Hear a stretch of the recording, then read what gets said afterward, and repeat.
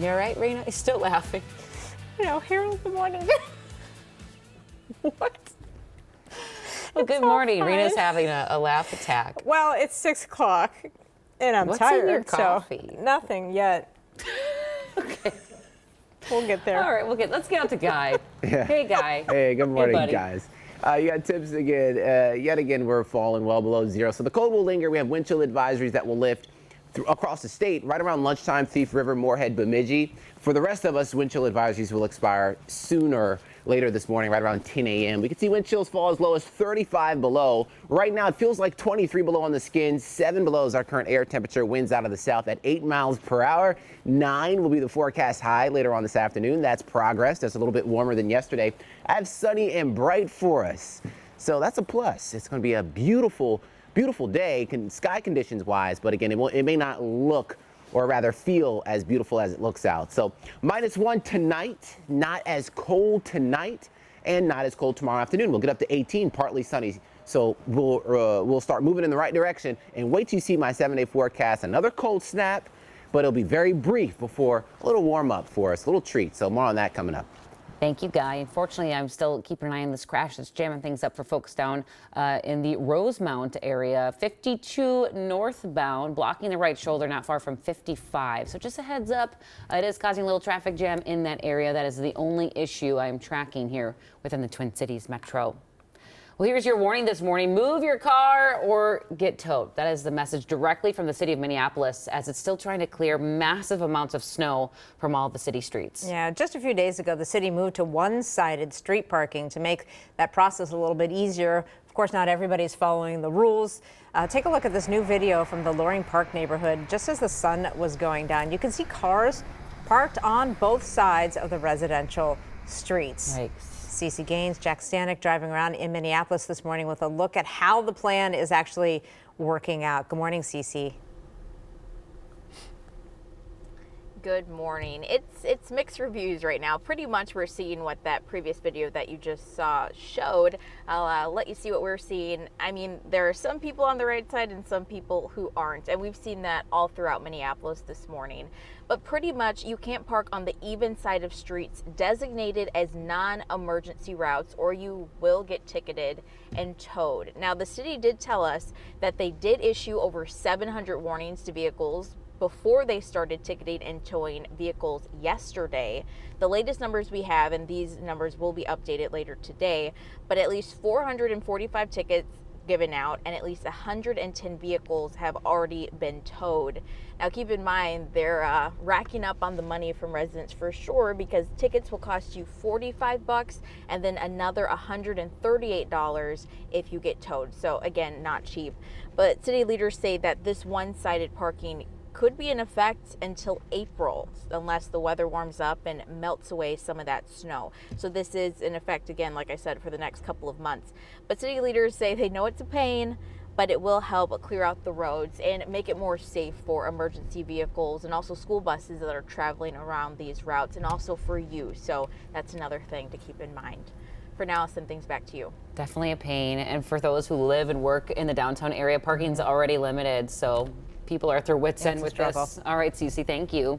Well, this morning, a community is mourning a teenager who Bloomington police say was hit and killed by a drunk driver. Donald Gayton Jr. died Sunday after being struck Friday. His sister was with him. She's recovering after also being hit.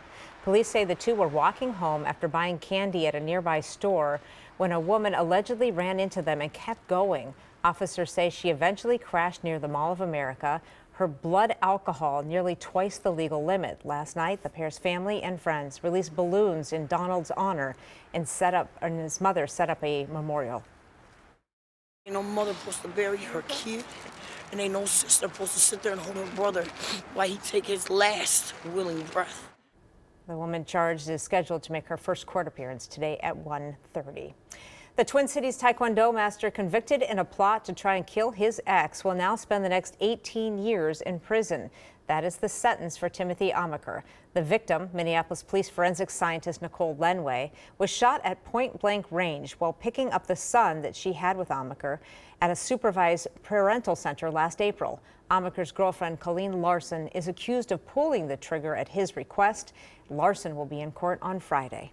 Developing right now, more firings this morning in Memphis following the beating death of Tyree Nichols. 3 Memphis EMTs have now been terminated for not stepping in and helping. And we now know another police officer has been relieved of their duties. And that brings the total number of officers allegedly involved to 7. One of those officers is Preston Hemphill. He's the officer shown firing a taser at Nichols when he initially ran from officers during the traffic stop. Hemphill's lawyers say he was not at the second scene where Nichols was beaten. He does not face charges in Nichols' death and has not been fired. Lawmakers are continuing their push for police reforms following Nichols' death. President Biden said he plans to meet with members of the Congressional Black Caucus. Since 2020, activists and some lawmakers push for the George Floyd Justice in Policing Act. In some cases, local governments have taken their own steps, with more than 24 states enacting laws related to use of force, duty for officers to intervene, and policies relating to law enforcement misconduct reporting. I think it's important. I think we should never, be dismissive of any steps that are taken to address an incident of police violence or address police violence that we know is ongoing.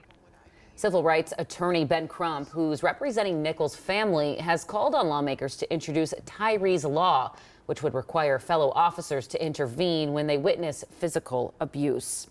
Well, the Senate failed to pass a version of the George Floyd Justice in Policing Act back in 2021.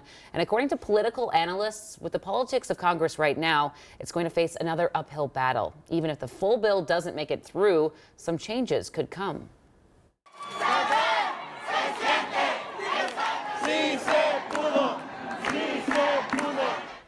New video in overnight showing a celebration at the state capitol after lawmakers in the House passed the driver's licenses for all bill.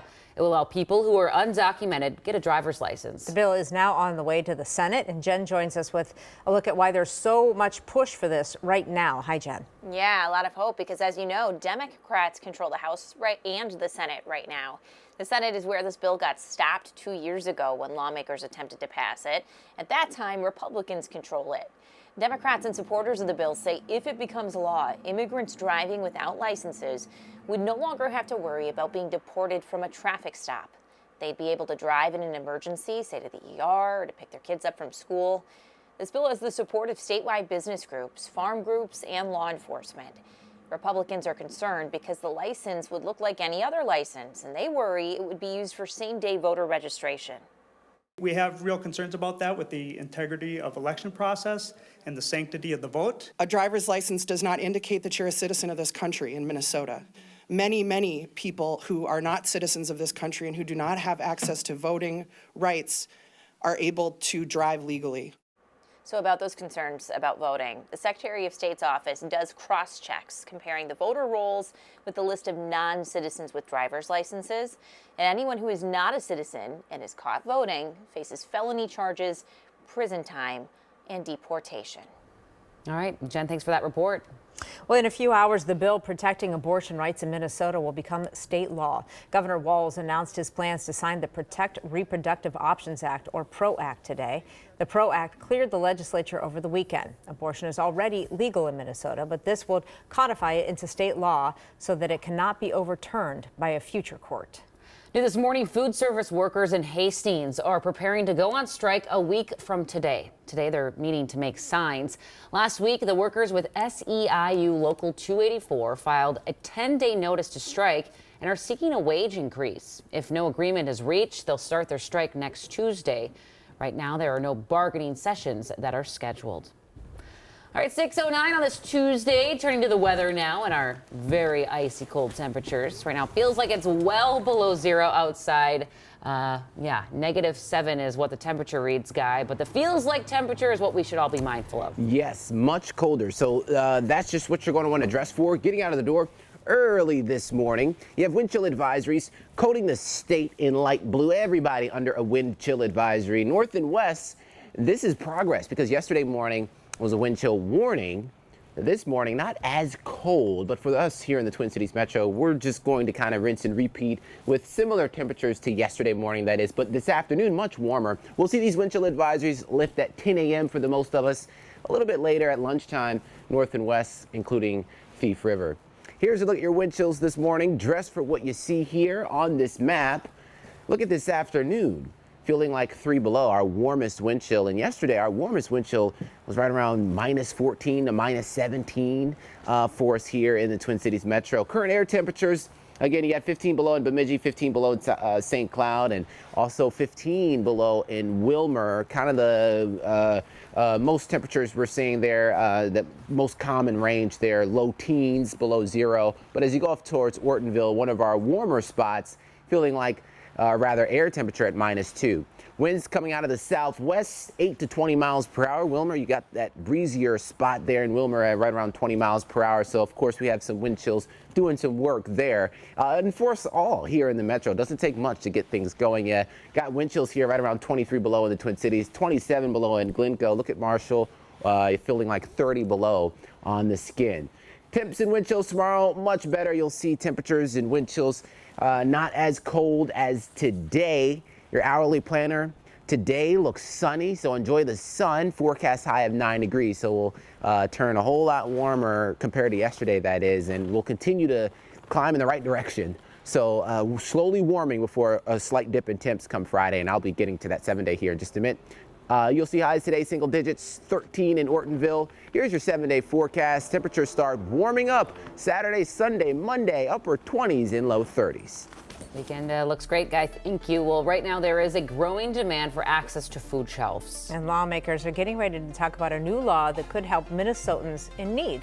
Then at 6:15, we are sitting down with one of the 5 chefs up for a prestigious James Beard Award, what he says it means to him. And the growing trend of mental health apps, why they're so popular right now, and could they be right for you? We're going to talk to an expert a little later on Sunrise.